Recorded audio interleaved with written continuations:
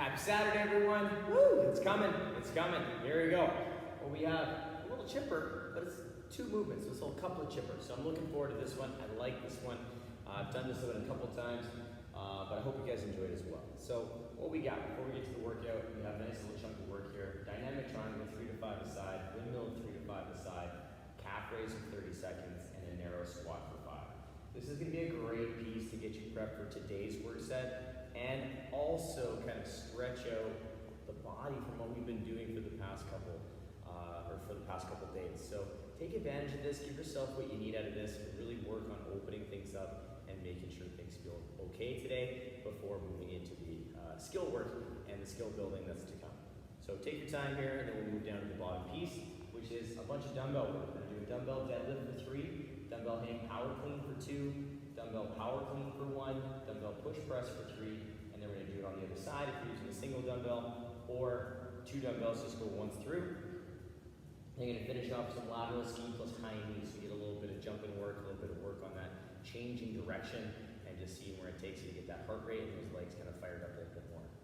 We're going to hit that for 2 to 3 rounds, kind of building weight, figuring out where you want to live for your workout today, and then you can slowly start to substitute the lateral ski plus high knee into what you're going to use in your workout for your jumping apparatus or jumping option. So check that out for yourself, make sure you're comfortable, and moving ourselves into this work set. So the work set today is dumbbell power clean and jerk for 30 reps, spicy, into 40 box jumps or a box jumping option, power clean and jerk for 15, and then box jump for 20. So then you're done. So it's a nice little work set. It can take some time. Those box jumps get tough, and don't be surprised when you go to get into that second set of power cleans that weight might be a little harder to move after those 40 box jumps or jumping options. So take this stuff down, break it into bite-sized chunks, see what you got going on, and let's get you ready to go. All right, let's get those feet under those hips. Take the arms big and tall up overhead. We're gonna stretch it over to one side. We're gonna come back through and take it to the other side. We're gonna come back up. We're gonna take it all the way down to the floor, just hinging, hit those hips, locking up those shins. We'll come back down and framing the foot. We'll step the foot back into our lizard. Nice and square in those hips. We're going to take the inside hand all the way up to the sky. And then we're going to rotate forearm to the floor, or as close to the floor as you can. We'll come back up. And then again, we'll rotate, reaching that arm through. We'll come back up and rotate, reaching that arm through. And back up. We'll plant the hand. We'll step back into our down dog.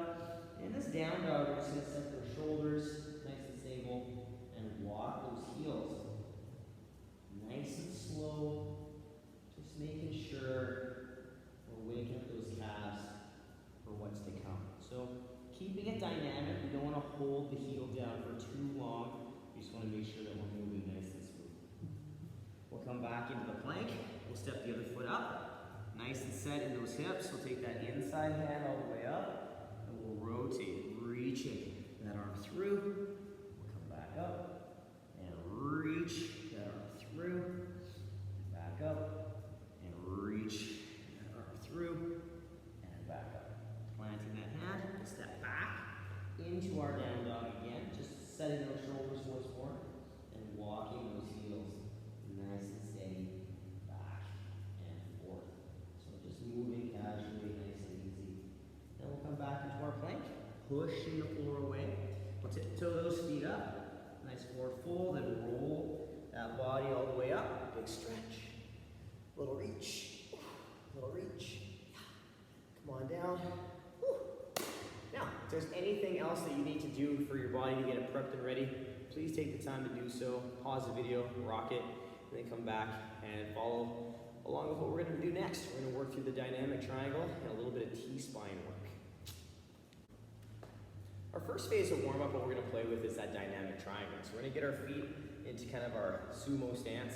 We're going to turn one toe directly to the side, the other toe on the angle. We're going to bring one hand down to the thigh. We're keeping the legs nice and straight. We're going to take the other hand up to the ceiling in that good overhead position.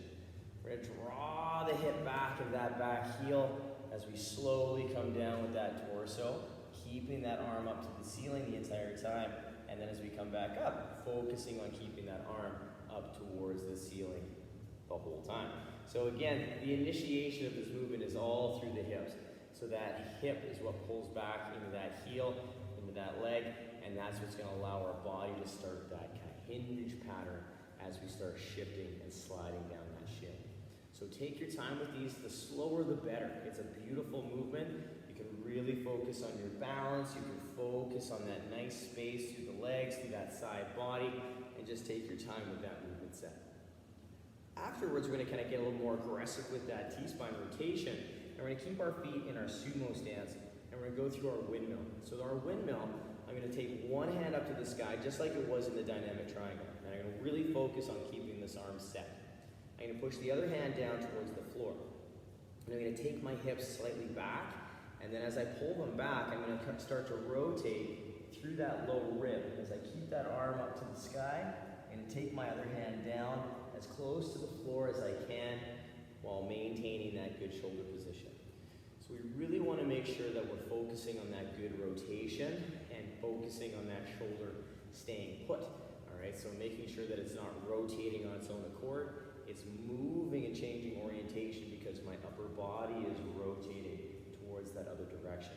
So again, with this one, like the dynamic triangle, slower the better. This is not meant to be a fast movement. It's just a nice, smooth, steady flow, just to really get in touch with that rotation through that T-spine and make sure that that arm stays overhead. After the windmill, though, we're going to come into our narrow stance, and we're going to focus our toes straight ahead. We're going to get set through our core, and you can load this if you like with 2 dumbbells, a single dumbbell to the side, whatever you want to do. You can also go on a step with a railing and go a little extended range of motion, dropping below the step if you like. So what we're going to work on is our calf raise. So we're going to set the clock up for 30 seconds. We're going to push evenly through the big toe and the pinky toe, keeping the legs straight, and then lower down. And you can choose to go slow up and down. You can give yourself a little pause at the top for balance and then controlled. The only thing we want to make sure we're not doing is bouncing. We're not doing ankle pops, all right, or heel taps. We are controlling that up and that down. And it can be a little on the faster side, but we are controlling the entire range of motion in that calf raise. All right, it's great for balance. It's great to prime up those ankles, strengthen those feet, all right, to get ready for what's to come. Last but not least, we're going to move into our narrow squat. So our narrow squat can be anything inside of my natural squat stance. So we want to make sure that we're listening to our body. Legs might be a little tight today, calves might be a little tight today from all the running we've done this week. Please keep in mind that that narrow stance can change day to day, hour to hour. All right, so make sure that we're listening to our body and giving ourselves that squat that we need to help open up our body today. So my feet are going to be relatively close. I have about a fist distance between the two. I'm going to stand nice and tall, keeping my hips neutral, and I'm going to pull my hips towards my heels, keeping the weight through my laces. So my feet are nice and flat. I'm going to keep it down there nice and steady, taking it to my comfortable depth, and then standing nice and tall. So remember, you may be limited in range here with this squat. Listen to your range, listen to your body mechanics. We want to make sure that we're following that good points of performance for our regular air squat that we do in our narrow squat as well. So don't panic if you can't get as deep in that narrow squat. Ankles, knees, and hips play a big factor in that. So take it slow, move through. There's no tempo, but I like to do those with a 3-second lower just to really open up my shins, open up my ankles. Quick little recap. We have a dynamic triangle of 3 to 5 aside, windmill of 3 to 5 aside, calf raise of 30 seconds of just steady movement, and narrow squat for 5 reps. Adding a tempo in if you like, but really working on quality. We're going to hit that for 1 to 2 rounds. We're going to come at you with some dumbbell work. So pause the video, get the body prepped, get yourself ready. We're going to practice some dumbbells and get you ready for this workout. All right, what we got for you guys? We got a nice little dumbbell complex. We're going to flow through the deadlift, the hang power clean, the power clean that we're going to use in the workout, and the push press to get you ready for either your push press or your jerk to follow the clean in the work set. So if you have 1 dumbbell, take it through all on one side and then do the other side. If you have 2, take it through 1 time. So what we're going to do first is going to stand over top of that dumbbell to get that kind of sumo deadlift position. If If you're gonna work conventional, you can definitely have it to the side, or start your first lift from a sumo, because it'll help you get a little bit deeper and get those dumbbells moving with a good back position. So we're gonna take the hips back into that hinge, keeping that back super straight, taking my hand to my knee, and once I hit my knee, I'm gonna start going down, lowering my shoulders and hips together. I'm a little deeper than a normal conventional deadlift with a barbell or even 2 dumbbells, and I'm going to push through those legs and stand tall. Now from here, I'm gonna take it to whatever depth I feel comfortable with. Drawing the hips back again, getting into that hinge, and then lowering down in a good position, and then pushing through those feet. The only thing that would change for a conventional deadlift to the sumo, my feet will come narrower, and the dumbbell will be held to the outside edge of the body. So that's really the only difference between the two. Everything else is the same. That hinge is the same. We're focusing on that flat back and that nice flat foot. Now from here, we have our hang power clean. And again, you can take this from the outside of the thigh or between the knees. If you have 2 dumbbells, I would take it from outside. But what we're going to do is take that body to that knee height, so that first initial hinge. Then we're going to push through those legs, getting that speed on the dumbbell. We're going to pull that body to the dumbbell and that power landing. My feet will come back in. I'll bring the dumbbell down. I'll draw back into that hinge. Clean, driving through those legs, pulling into that power position. I'll bring the dumbbell back down. Once I've done 2, I'll go to a full power clean. So what that's going to look like is very similar, except I'm going to take the dumbbell below the knee. So I'll either take it down to the floor, or I'll take it just below the knee where I can maintain back position. And I'm going to push through those legs, keeping the dumbbell close to the body, finding that power position. Once I finish my single power clean, I'm going to keep the dumbbell on my shoulder, pressing into that dumbbell just a bit to stay active through my midsection. I'm going to work on my push press. So the push press uses a nice vertical dip. My feet stay flat, weight stays through the laces, and I push through the legs to get momentum on the dumbbell. So what I'm going to do with this is I'm going to dip, big drive, push that dumbbell right overhead. I'll come back down, I'll dip, big drive, getting that dumbbell in that good overhead position, pull back, last one, I'll dip, big drive, and again, getting that dumbbell in that nice overhead position. My ribs are set and neutral, my arm is slightly behind my ear in a perfect world, or even with my ear if we have a little bit of struggle with that overhead position. The elbow is locked out, nice and strong. So we want to make sure that the hips and the legs do the majority of the press, and the arms finish the momentum that's carrying that dumbbell up overhead. So with that, that's a great foundation work for the jerk if you're planning on doing the jerk in the workout. If you're doing the push press, keep it going. It's great practice for the workout to come, but we want to make sure we're utilizing that leg and hip action to save the shoulder. Now last but not least, once I've done that on both sides or gone through with 2 dumbbells, I'm going to move into some lateral ski plus high knee hops. So what I'm going to do is I'm going to get that lateral ski jump. So I'm going to get that lateral ski jump. Once I'm controlled, I'm going to change directions into that nice high knee hop. So I ski, gather myself, and go. I'm not getting very much height in that vertical hop. I'm just changing the direction of my momentum. So I swing, swing, swing, and I work that nice change of direction in my hips. Now if you're looking at that going, Dave, I'm comfortable jumping with that lateral ski, but I'm not quite getting that vertical hop very well. You can lateral ski, high knee, and you can work on the balance of that movement. Ski jump, high knee for balance and position, come back down. And you can start by using that to build the position, and then as you get stronger in that position, better balance, you can start putting more momentum behind it to get a little bit of lift, okay? So you can kind of experiment with that as you get more comfortable and tolerant to that position. Now if you're not comfortable jumping at all in either one, that's fine. You can work a lateral step, high knee, come down. Lateral step, high knee, come down. So you can work that same skill, that same flow, but just not jumping or having impact. But you can still gain the benefit from that lateral control into vertical with a step. So as a quick recap, we have a dumbbell deadlift for 3, dumbbell hang power clean for 2, dumbbell power clean for 1, dumbbell push press for 3, and then a lateral ski jump plus high knee jump for 30 seconds of just dynamic back and forth movement. You'll do that for 2 to 3 rounds, perhaps substituting that lateral ski jump work with a box jump or a jumping option for you that you're going to do in the workout, depending on what you're planning on. That would be a great place to input that, so you're building the dumbbell weight and the skill of the jump. Now, pause the video, take down that skill work, set your loading.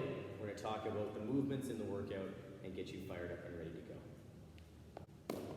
All right, we've made it to the workout, you guys. Now, our movements today. We have a dumbbell power clean and jerk or press for 30 total reps, box jump for 40, dumbbell power clean and jerk or press for 15, and then box jump for 20, done. All right, one time through, nice little couplet.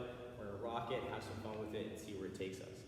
Now, what we're looking at with this power clean and jerk is joining our complex that we did together as one.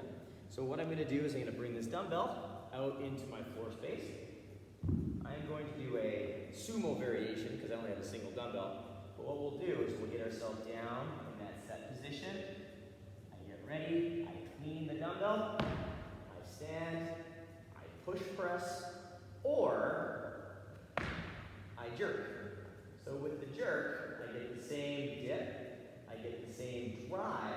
The only difference is as the dumbbell's starting to come up, I push myself into that receiving position in the bottom of that dip, okay? So you can use either one of those, the jerk or the push press. Keeping in mind, dumbbell jerks are quite challenging in terms of stability. So if you're not quite there yet, maybe practice a little bit of jerk work in the warm-up and then stick with the push press in the workout so you don't have to think so much during the work set. And we're just gonna work on taking that dumbbell through that range of motion, working on that push press or jerk, and getting that 30 set done. Now, if you're comfortable with that clean into the press, you can also do that hybrid movement. So we power clean it, receive, and go right into that press. So you can really experiment, play around with the speed and the flow of that work set. You don't have to do a traditional clean it up, stand, push, press. If you're more comfortable with that, you can. Or if you're using a heavier weight that you have to do that, that's also fine. But just keep in mind those options are there for you, and or a combination of both are there for you as you go through that movement set. So if you get fatigued, you might want to take a couple reps where you stand, big breath, press it, or like I said, take a break and then continue on with the hybrid. So we have our dumbbell, power clean and jerk for 30, and then a set of box jumps, 15, 20. So with that power clean and jerk as well, if you're using a single dumbbell, we'll do a total count of 30. So you'll alternate every rep until you hit 30. If you're using 2 dumbbells, you'll just go through it nice and smooth for 30 reps. Now, our next exercise is the box jump. So our box jump, we have lots of options for you. If you have an apparatus at home you're comfortable jumping on that's stable and strong, you can work on that nice strong box jump. I pull the hips back. My knees are going to go out into that power position. I extend, stand tall, step down. Again, hips, stand, step down. So I really use that hip, use that body to get all that momentum into that jump. Now if I'm not comfortable jumping, all right, I can work on a nice step up. So working on that alternating step up, total count of 40. I can also work on that doozy of movement we did the other day with the lateral step over. People might be a little scarred from this one still, but it does pack a punch and it does work really well. So you do that total count of 40. If you don't have an option that involves an apparatus to jump on, or step over, we have lots of different options as well. We can work on a vertical power jump, so we can get that same position we hit in our box jump, except we're just going to jump straight up in the air. So it looks like so. Swing up. Take a moment, relax, and go, whoo! All right? So you'll take that down in small chunks, 3 to 5s, maybe even 5 to 10s, depending how comfortable you are with that jump in terms of rebounding and working on that. That's a great cardio experience. I'm still breathing heavy from it, but it's a great comparison to rebound box jumps. I've found that it's a really good option if you don't have a box at home and you like jumping. It's a really cool option for you. Now, if you would like to do the broad jump, it's a little tougher, a little more time consuming. That's okay. It's a cool skill to work on. We pull back into that same power position.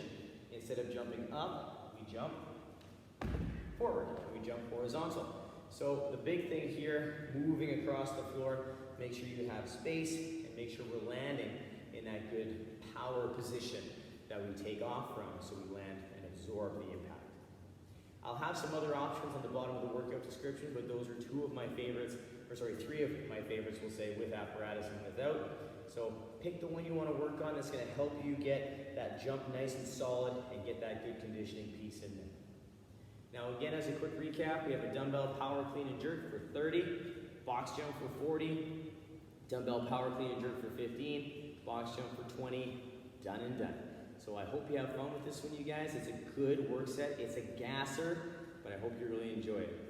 As always, work for quality, have a ton of fun. We will see you on Monday with some more fun programming as we move into September. All right, have a good one, you guys.